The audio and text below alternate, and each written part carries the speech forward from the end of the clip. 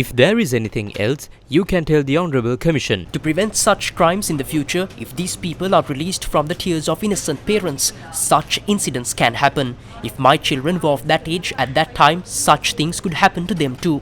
If I don't take such a step now, I will face the same fate. On the 25th of July 1996 at 3:50 p.m., Vincent Fernando, also known as Reggie, made this statement before the Batalanda Commission. Who is Vincent Fernando, also known as Reggie? Reginald Sylvester Vincent Fernando, also known as Reggie, was a witness before the Batalanda Commission. In 1980, Reggie worked as a sanitary worker and caretaker at the National Youth Services Council's tourist bungalow in Trincomalee. During this period, Ranil Wickramasinghe, the then Minister of Youth Affairs and Employment, visited the tourist bungalow and spent the night there.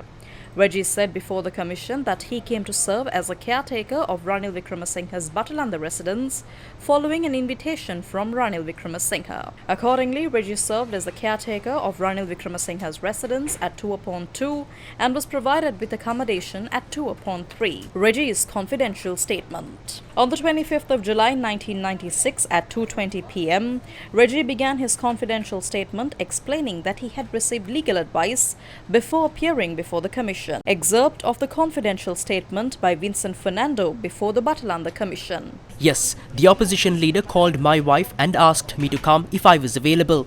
That is when I learned that I was needed as a witness for the Batalanda Commission. At the time of this statement, the opposition leader was former President Ranil Wickramasinghe.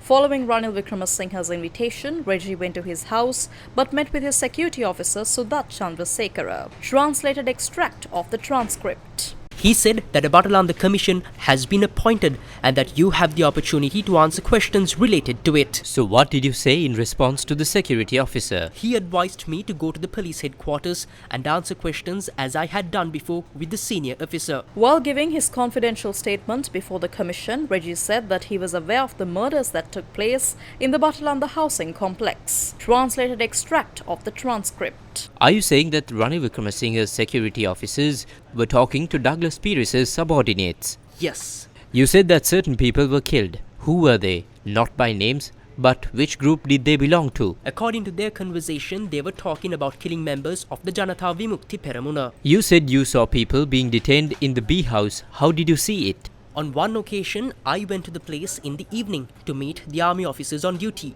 At that time, I saw people with their hands tied and eyes blindfolded, lying on the ground inside a room. Reggie also made statements about the discussions that took place inside Ranil Wickramasinghe's house.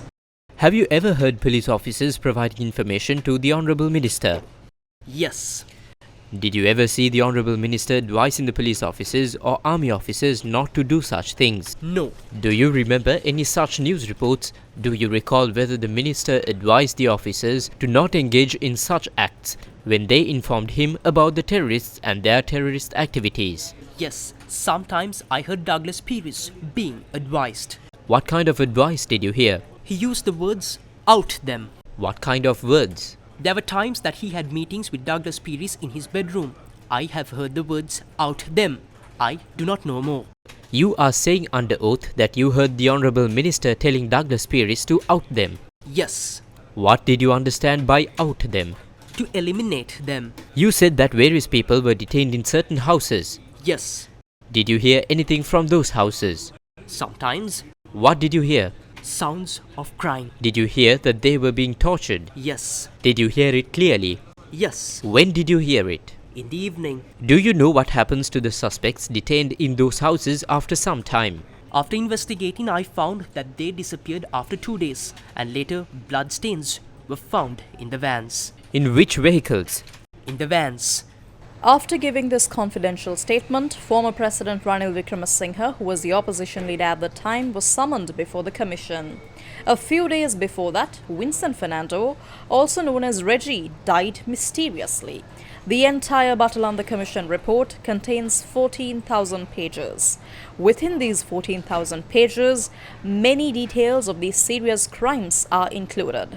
Now the question remains, when will justice be served for the victims?